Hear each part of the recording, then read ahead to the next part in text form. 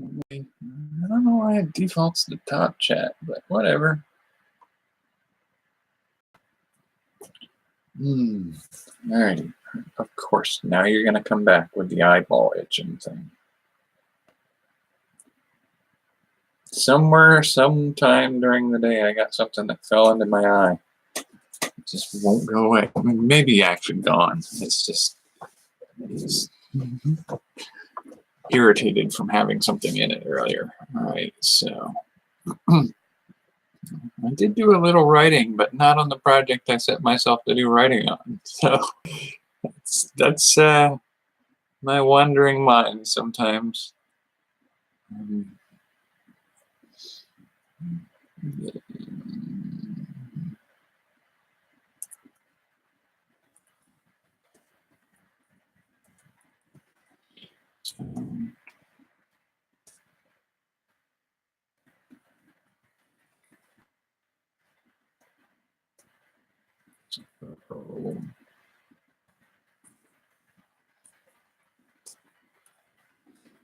So I was basically doing some playing around with, I had some weird dreams. Whenever I get the chance to do that, I write those down and I play with them and I tweak them. Because like dreams are a fun little playground. If you have a weird dream, trying to, like when you get up and you go, okay, I'm going to turn this into a story. I'm sorry, but a dream where you're walking on the lake near the house that you grew up in, down the road from the house that you grew up in, and a giant killer whale jumps out of the lake and speaks a secret. Like, there's no way to make a useful. Well, there's probably a way you can make a fun story out of that for fiction, but the sleeping brain does weird stuff. The sleeping brain is weird. There's not a lot you can do about that. It's just going to be a weird, weird, weird thing. But taking those ideas and tweaking them a little can make some fun dreams. Or fun stories. But more often than not, what I usually do is I take a look at the dreams I've had and break them down for the like the overall theme, like what's it supposed to mean to me. And like those dream interpretation books or whatever are hogwash. They're absolute garbage.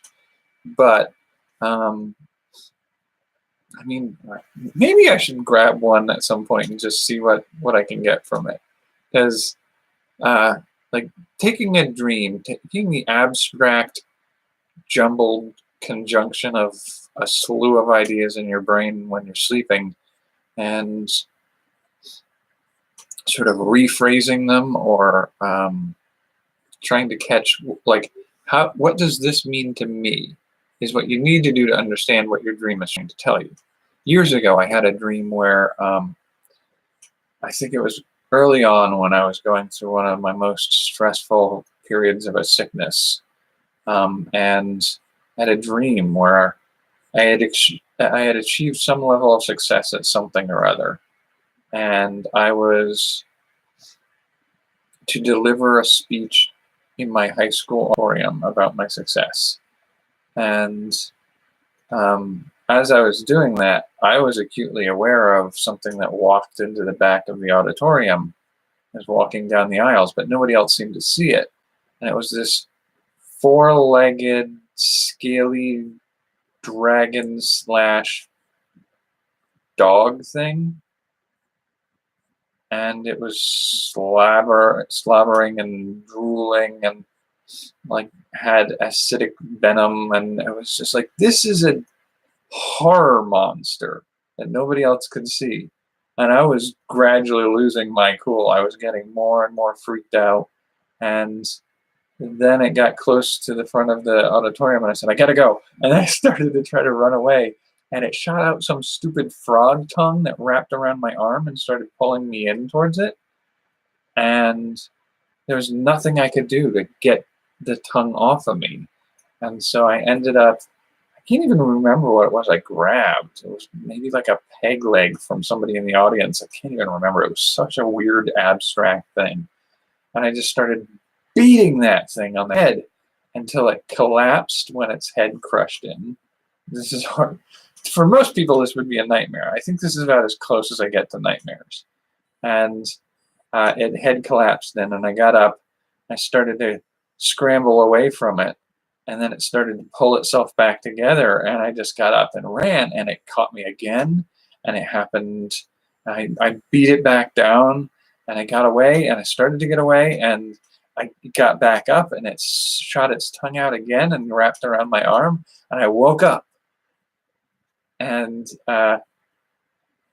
like, to me, it's unquestioning that that thing symbolized death. It was something that was sort of on my mind at the time, as I was very, very sick. But it was also something like, even when you're successful, death comes for you.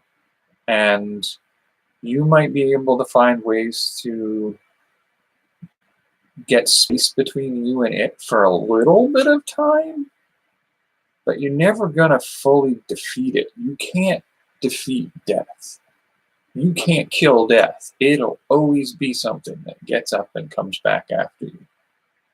And so to me, that was the message of that dream. And it's a sort of an learning to accept and understand that death is inevitable in some aspect. There is no way you're going to get away from death.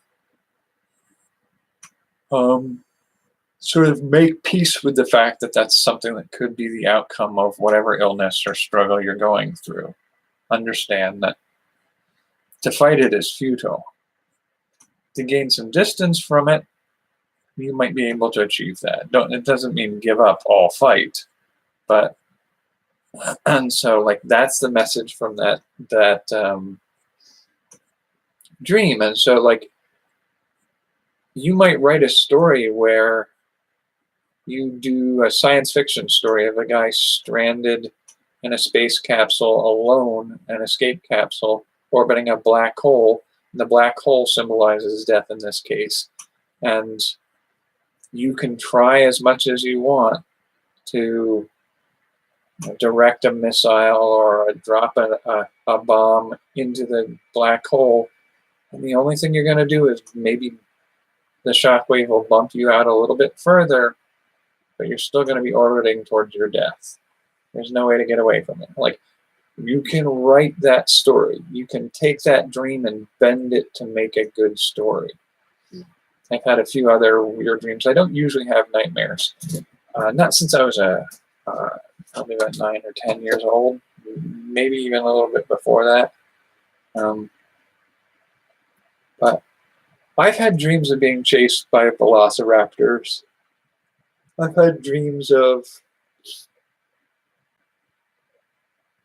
I can't even remember some of the ones. Like, for some people, they might be nightmares, but they're not really nightmares for me, because, like, being chased by velociraptors up a spiral tower with a hole down the middle to see them coming up behind you, and then jumping over the edge and falling long distance and using an Indiana Jones whip to catch an edge as you go past and swing into a lower level. I mean, to me, that was not a terrifying dream. That was an adventure. It was an adventure dream. I've had some really, really weird dreams when I was younger. I still have some weird ones these days. Most of my dreams would classify as weird for other people. I've just learned to accept them as they are. For me, it's hard to get like a truly weird. Like, weird dreams for me are ones that are like, that isn't connected to my life in any way that I can think of. That's a little strange. I have to think about that one a little bit more. I had a weird dream a couple of weeks ago. I don't know if I would even call it weird, though. It was a bunch of Vikings celebrating a oncoming day of battle. We are going into the glory of battle and die and make our way to Valhalla. And so they're going to go into battle the next day. So they're celebrating with dancing girls and mead galore. And then it's sort of like the next part of the dream is this bright, glaring sun settling in onto the battlefield. And you have a whole bunch of grumbling and wincing Vikings walking onto the battlefield, clearly hungover. They're just wholly and completely hungover. And they proceed to get ready to go charging into the battle against the enemy forces, and the pep talk trying to be delivered by the guy at the front of the massive hungover Vikings. He starts yelling, but then they all wince since he's wincing, and so they try to be a little more quiet in their pep talk. And he gives them we'll show them who we are, and they're like, rah, rah. And then I forget what the they're in the middle of like, we're gonna get them, and then like halfway through the secondary roar, they sort of stop and start dry heaving. And so like just everything's telling you they are in no shape for a battle. Like they charge down the hill for about 3 steps before they have to stop and catch their breath, and somebody's a little bit of dry heaving. And then they get up and they do a more casual speed walk, holding their heads very steady as they try to approach the enemy forces, who are also completely, totally hungover. And they get towards that edge of the line, and then there's the loud clang of the first 2 weapons meeting. And everybody's like, ah! And they're stepping back, and they're holding their heads, and somebody barfs. And they take their time, and they pick up their weapons, and they very lightly cling, and every time they do, they wince and clang and wince, and then somebody slips in a pool of vomit. And the whole thing's just an absolute fiasco. Like that would make a good commercial for like a hangover remedy. That would be like a hilarious commercial. I don't know. You could probably use it for something else. Maybe some sort of electrolyte water drink to take with you when you're going out drinking, so you're not hungover the next morning. But that was a fun dream. That was a fun dream. I will remember that one for a long time. And I have dreams like that all the time. They're not weird to me. That one was particularly funny because it was like a whole comedy routine in one go. Usually mine do weird things, like the whole idea or focus splits somewhere in the middle, so that I end up parting it out for pieces of stories. But like you're in a battle with goblins, and you've defeated them, and you're chasing down the last few, and then you climb on board your spaceship to fly off to a space station where they've got a magic school. I mean, my brain does stuff like that in the middle of a dream, and like it's so hard to make something useful out of all of that in one go, but as pieces and parts, it works out fine. As a scene, a clip. So I've had some interesting dreams over the last few days. Some of them are story material, and some of them are sort of like life lesson kind of stuff. I had one the other night where it was I found myself at a conference being taught by 3 or 4 famous YouTubers about how to manage your channels better. My brain is telling me it's not quite happy with what I've been able to achieve lately. But So I'm at that conference, and they're taking questions from the audience, and I stand up and I stand up and say to a really big name YouTuber, like, but I would never have the guts to say this to somebody big name, successful on YouTube. But I stood up and said, no, I don't understand what all the fuss is about your stuff. It's not really a fair quality of content, and it's just rehashing old stuff. And it's that YouTuber's content, I don't think about that way. But one of the things I will say is where some of that comes from is a minor amount of frustration when you go to some of these entrepreneur style YouTubers where the content they produce is a rehash. Every week, it's the same video of how you can make $3,000 by optimizing your video content and connecting it to your Shopify account. Like, it's the same video you've done 23 times in the last 2 years. This is not a useful video anymore. I know how to check your video history. I can see this video, any version of it that you've done over the last 2 years. And so there is a portion of me that's like, I'm sort of fed up with YouTubers who are producing this and imagining they're producing content. No, you're not producing any content. You're just remaking the same video 5 different ways. It's just like, I'm not happy with it. And I've unsubscribed from people who behave that way on YouTube. So there's a bit of that in there. But there's also an aspect of looking in on my own videos and feeling,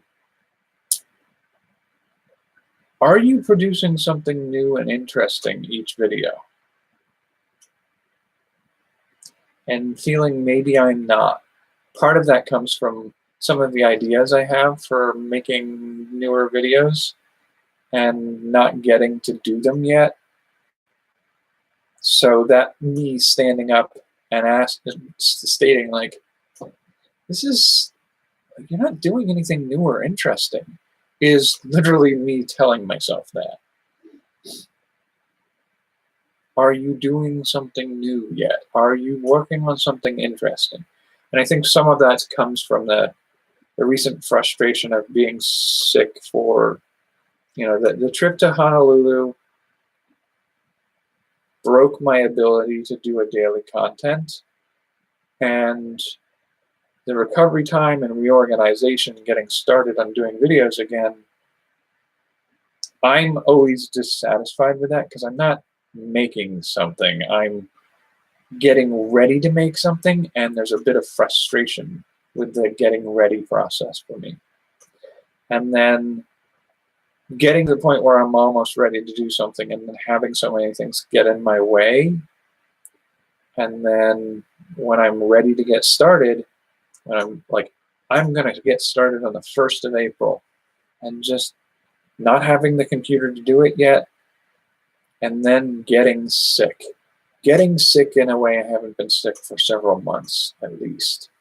And having that totally wipe my energy level for long enough that it disrupted my ability to create and do anything. I know that's where that dream came from. But can I also, like, that's more of a life lesson dream for me. And it's framed in a weird way. But is there a way I could turn that into a short story or something? Probably. But it would be a little hard, because the lesson that's there for me to learn is to realize that I'm talking to myself on a lot of that. And in the telling of a story, it would be hard to make the me standing up not sound like an absolute jerk, because I talk to myself like I'm an absolute jerk. Somehow it's permissible for me to speak to myself like a jerk, but I would never talk that way to another person. And so writing a story where I talk like that to another person, I think that's hard to make a sympathetic character who behaves that way. Maybe you could start out that way and have the character grow through the realization that how wrong they are about the points they're making, and realize that really what they need to be doing is improving their work. So there's a piece of that you can use that way. My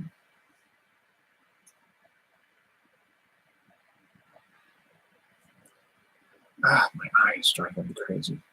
But you can piece it out for important lessons. Like, could you write a story where somebody starts to succeed as a YouTuber and do it from the perspective of somebody on that stage, and then have somebody hit them with that, and then tell a story about the existential crisis that leads to in a YouTuber, and help them work their way through and figure out, oh, maybe that wasn't about me. You know, maybe what they're standing down there in the audience and talking to me about my stuff, it's because they're struggling. And, you know, it's like, as a story that details the struggle of being a creator and the point, delivering the point of what's maybe the best way to come to terms with that struggle. That's a possible story you could do with that. I don't usually write stories quite like that. I might tweak it so that it's not YouTubing, but you know, maybe it's a conference about building virtual worlds in a society that's addicted to virtual reality. And you have somebody who engineered a whole ecosystem that's innovative and is a growing, functioning system, and somebody in the audience gets up and just tears it apart because it's not like their favorite fantasy setting or something like that. And the realization of the creator that somebody speaking like that to them and not seeing the value or the beauty in the thing that they put effort into can make them want to go in and just tear down their whole world and throw it away. And struggling and trying to figure out what they need to do to make it right. And then just coming to terms with, maybe this wasn't about me. Maybe this never was. Maybe this is about them. And my stuff is good enough because it meets a need that I have and other people love it. And maybe they don't all see the potential in a balanced ecosystem that has a potential legacy that'll outlive me as a creator. It'll grow in a way that nothing else has ever grown before. Not in subscribers or users necessarily, but in very nearly creating a virtual reality equivalent of the modern world. And coming to understand that maybe other people won't see that or notice it until 15, 20 years down the road when, you know, the main use of a lot of these virtual reality environments dries up and the world becomes some stagnant, you know, repeating cycle of patterns. But mine is still a vibrant wilderness of virtual reality. Maybe that's the important thing to do. So, I mean, you could do a story like that. And that's just off the top of my head of what I could have done with a dream I had a night or so ago. But I had another couple dreams where I got some really interesting character development, character designs that came to me in the dream. So that's perched on the front of my brain and wants my attention. So it's hard to know when it's right to walk away from an idea to work on one that you're working on, and when it's important enough to play with the idea that you're passionate and excited about right now. There's a fine balance you got to find somewhere in that mix. And interestingly, like when I got up this morning, talking with people about my illness interfering with the things I want to do, and how I wish there were an easy way to resolve some of that. And a friend who has an illness, we were talking this afternoon, and he's like frustrated with some of the doctors and how they're not achieving resolution to some of his problems. And what do I got to do to make this happen? And that part meshes well with the novel that I'm working on. And so it gets me into that mindset of enthusiasm for telling that story. But one of the other things, when I checked some of my email earlier this morning, one of the news stories on the main site was a news story about a spreading infection that's not being covered a lot in media right now, but is virulently spreading. I can't say that word right now. Yeah, I'm not going to try again. Spreading aggressively around the world. And it's one of those things where they had a patient that went into a hospital, an older patient who had this infection, and they quarantined him, and they tried to treat him. But as is the case with at least 50% of those who get this infection, they usually die within 90 days. And he died within 90 days. And after the death, they set up deep cleansing routines within the environment. So, destroy much of everything that's possible to destroy. Everything else you bombard with UV and a hydrogen peroxide mister. It produces like a hydrogen peroxide fog or something like that, and it settles into all the points and locations around the area, and should kill biological organisms. And it's not a virus; it's a fungus, actually.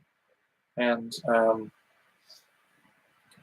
so they do this, and then once that's settled out, they set up a culture dish in the middle of the space and give it a couple days to culture.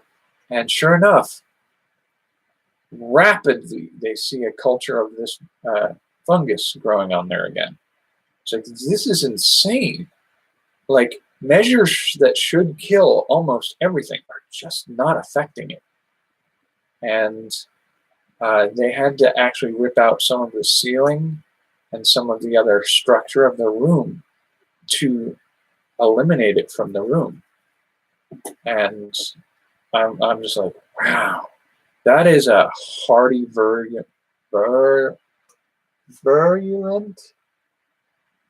No, that's not the right word. Where is the R coming from? That might be it. Virulent. I'm never going to be able to say that word right now. But that is a really powerful, hardy virus or fungus. And considering that one of my stories talks about an outbreak of a hard-to-kill virus or something like it, I think really kind of following the explanation of the difficulty of treating and managing that disease and how brutal it can be for people. That is a model, like taking the news article and how tense and stressful that makes the scenario sound, using some of the techniques that make that come across clearly in the story and the novella. Now, the Buried Alive story, don't have any inspirations for that one yet, but I'll have to kind of play around with some stuff right now. I'm going to cut this video pretty much here, I think. That's sort of where I'm reporting. I will be posting up updates to Tumblr tonight and possibly tomorrow. Tomorrow, I think I'm starting the second category of content for the month. Video making. I don't know when I'll be able to post my video tomorrow because I will be at a multi-hour event starting at 5, and I don't know how many hours multi-hour is. Could very well be a 5-hour event, so I could be here after 10 p.m. It's like a half an hour drive to get there and a half an hour drive back. So I gotta figure out when I'll be here tomorrow, so I don't know yet. But I will try to be here at some point before midnight and do an update on the plans for the video. Alrighty, I will call it here. Have a good one. See you tomorrow sometime, probably in archive. Maybe it will be Monday at 9:30. Or yeah, I want to aim for 9:30. I prefer to aim for 9:30. East Coast time, United States. All right, take care.